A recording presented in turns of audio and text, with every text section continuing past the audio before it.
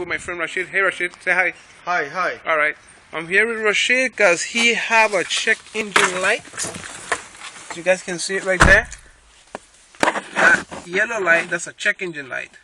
So I'm not sure what the engine light treatment is going to do to this, but things can get worse.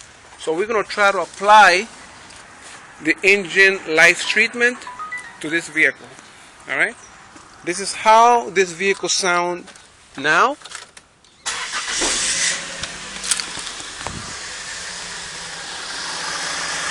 Okay. Yeah. All right. So we're gonna try to apply the engine light treatment. This is the before video, and I'm gonna put the the engine light treatment in a couple of minutes. Bye bye.